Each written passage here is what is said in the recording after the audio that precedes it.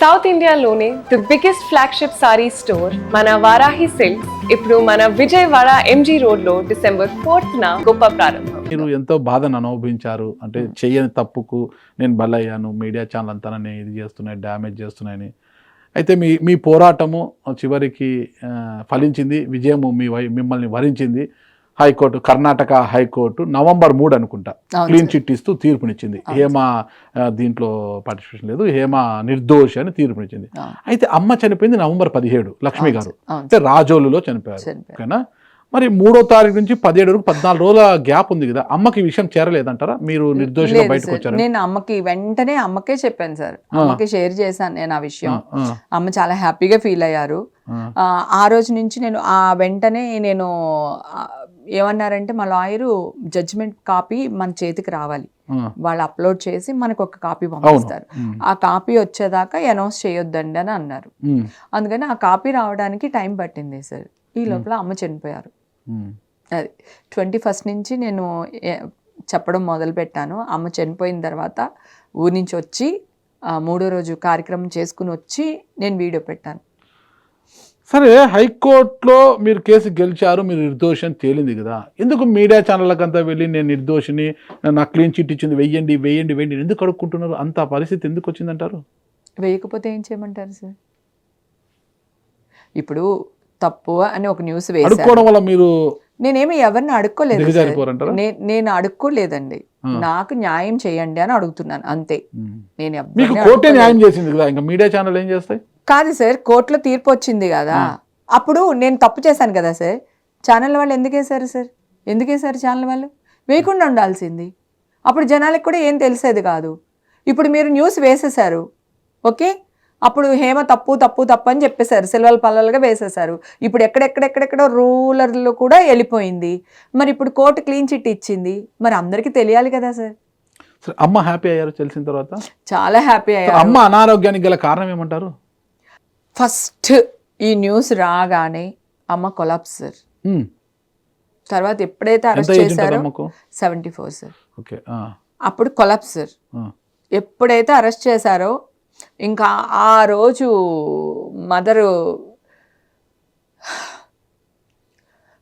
Insulin చేసుకుంటారు sir mummy.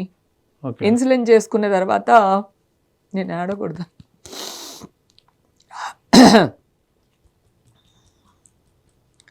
Control చేసుకోండి. లేదు సార్, నేను ఐఎమ్ స్ట్రాంగ్, అమ్మకి మాట ఇచ్చాను ఆడవనని. అయితే ఇన్సులిన్ చేయించుకుని తినేవాళ్ళు కాదండి. అమ్మో నా కూతురు ఏదో చేసేస్తున్నారు, నా కూతురికి ఏదో అయిపోయింది అని అట్లా ఇన్సులిన్ చేయించుకోగానే తినేయాలి సార్. వెంటనే ప్లేట్లో అన్నాలు అన్నీ పెట్టుకొని ఇన్సులిన్ చేసుకోవాలి. అమ్మ అప్పుడే డయాలిసిస్ ఇన్సులిన్కి వెళ్ళింది అనమాట అండి. ఆ టైంలోనే ఇది జరిగింది యాక్చువల్గా. అయితే దానివల్ల కిడ్నీ ఎఫెక్ట్ అయిపోయిందండి ఇమీడియట్గా. సో వెంటనే డయాలిసిస్ చేయాలన్నారండి ఆ టైంలోనే. నేను అన్ని వీడియోలు పోస్ట్ చేస్తూనే వచ్చా కంటిన్యూస్, ఇదిగో మీ వల్ల ఇలా జరిగింది, ఇంత నష్టం జరిగింది అని చెప్తూనే వస్తున్నానండి. అమ్మకి ఇక్కడ వేసారు సార్ ఫస్ట్ ఆపరేషన్ డయాలిసిస్ కి. అది 2 months తర్వాత తీసేయాలంట, లేదా ఇన్ఫెక్షన్ వస్తుంది. అప్పుడు అది తీసేసాము. తీసి మళ్ళీ ఇక్కడ ఫిస్టిల్లోనే ఏదో అంటారు సార్, దాన్ని వేయించామండి ఒక సర్జరీ చేసి. మళ్ళీ దాన్ని ఇంకొక ఆపరేషన్ ఇక్కడ దాకా చేసి ఈ వేవ్ని ఇక్కడ పైన వేసాం సార్. అలా 3-4 సర్జరీలు అయినాయండి అమ్మకి. సో దానివల్ల అమ్మ బాగా వీక్ అయిపోయారు. ఊర్లో వాళ్ళు కూడా అడుగుతారు కదా సార్, ఏంటి మీ అమ్మ ఏదేదో ఇలా అయిందంట కదా, అలా అయిందంట కదా అని అందరూ అడిగేసరికి అట్లా అమ్మ మనసులో లోపల బాగా పెట్టేసుకుంది. నేను చాలా డిప్రెషన్కి వెళ్ళిపోయానండి. నేనే చచ్చిపోదాం అనుకున్నా. అయ్యో, చాలా డిప్రెషన్, మానసికంగా కుంగిపోయాను, శారీరకంగా కుంగిపోయాను.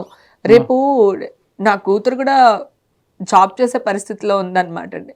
ఆ టైంలో ఎలాంటంటే, మీ అమ్మ డ్రగ్గిస్ట్ అంట కదా, నీ కూతురు డ్రగ్గిస్ట్ అంట కదా అని మా అమ్మని, నా ఫ్యామిలీని అందరినీ ఎలా లాగేశారో తెలుసా సార్.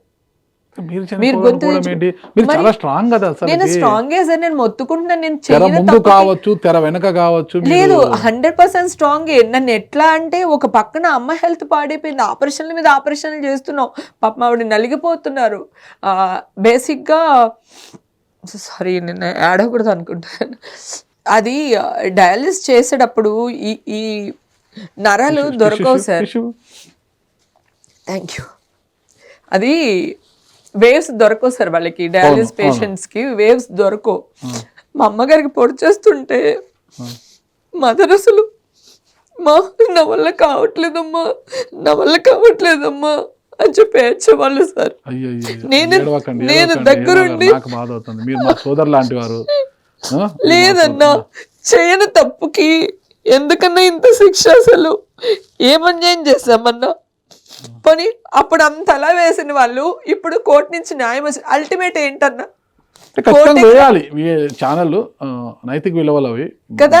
ఎవరు అడిగినా అవునా అండి మేము చూడలేదండి మాకు తెలియదండి. మరి గ్రూపులు ఎందుకు పెట్టుకున్నారు? మీకు బ్యాడ్ న్యూస్లు అయితే తెలిసిపోద్ది, నెగిటివ్ గా వేయాలి అంటే మీకు తెలిసిపోతుంది. ఒక పాజిటివ్ న్యూస్ వేయడానికి మీకు మనసు రావట్లేదా? ఎలక్షన్ టైంలో వేశారు. ఇంకా పాప మా అమ్మ నలిగిపోయింది సార్, నలిగిపోయి చాలా ఇబ్బంది పడిపోయారు అమ్మ. అప్పుడు నా వల్లే కదా మా అమ్మ ఇలా అయిపోయింది, నా వల్లే కదా అమ్మకి హెల్త్ పాడైపోయిందని చెప్పేసి. ఏడవద్దండి అయిపోయింది. ఇక మీరు విజయం సాధించారు సార్.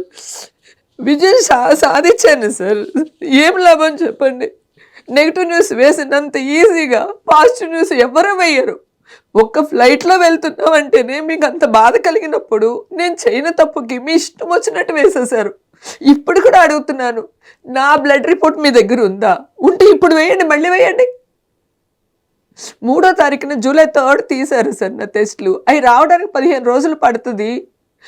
మీరు ఎలా ఫేక్ న్యూస్లు వేస్తున్నారంటే ఓవర్ యాక్టింగ్ చేస్తున్న హేమాని వేశారు తప్ప ఒక్కళ్ళు కూడా ఆలోచించలేదు. ఆ అమ్మాయి ఇంత మాట్లాడుతుంది కదా, నిజమే కదా, ఆ అమ్మాయి బ్లాక్ డ్రెస్ వేసుకుంది కదా, బ్లాక్ నైల్ పాలిష్ పెట్టుకుంది కదా అని ఒక్కళ్ళు ఆలోచించలేదు సార్. అంటే వాళ్ళు వేసిన న్యూస్ ఫేక్ అని దాన్ని చూపించుకోవడానికే ట్రై చేశారు. అంటే ఒక తప్పు చేస్తే దానికి సరిపెట్టుకోవడానికి అతుకుతాం కదా సార్, అట్లా అతికేటట్టు.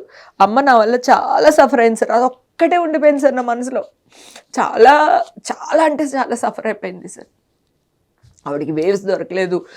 3 సర్జరీలు చేశాను సార్ ఈ 1.5 yearలో. ఆ ఇష్యూ అయిన తర్వాత మంచిగా ఉన్నారు సార్ మా మదరు. చక్కగా నడుస్తారు, చక్కగా మాట్లాడతారు, అందరి ఇంటికి వెళ్ళి పలకరిస్తారు. ఊళ్ళల్లో వాళ్ళు వందల మంది వచ్చారు సార్ పలకరించడానికి. నేను మా తమ్ముడు ఇద్దరం అండి. తమ్ముడు ఏం చేస్తారు? తమ్ముడు ఫోటో స్టూడియో అండి, రాజోల్లో ఫ్యాషన్ ఫోటో స్టూడియో, ల్యాబ్. తమ్ముడు ఎలా 2 floors. తమ్ముడు ఉన్నారు సార్. తమ్ముడు వాడికి బాగా ఎక్కువ అమ్మో వాళ్ళందరూ చాలా బాధపడిపోయారు సార్. అసలు వాడే బ్యాక్ సపోర్ట్ నాకు. నా కూతురు నా తమ్ముడు వచ్చి ముందు నుంచుని అన్నీ చేశారు సార్. అమ్మ ఎంత ఇంకా పాపం నా దగ్గర వచ్చి అమ్మ నేను కూడా నీకేదన్నా అయితే నేనేమైపోతానో ఆలోచించమ్మా, నువ్వు ఎప్పుడు వేరేలాగా ఆలోచించొద్దు అంటే తనకు ఒక స్టేజ్లో అనుమానం వచ్చేసింది నా పైన. నేనేమన్నా చేసేసుకుంటానేమో అని చెప్పి. నాన్నగారు లేరు, చనిపోయారండి. ఎప్పుడు చనిపోయారు? చాలా సంవత్సరాలు అయిపోయింది డాడీ చనిపోయి.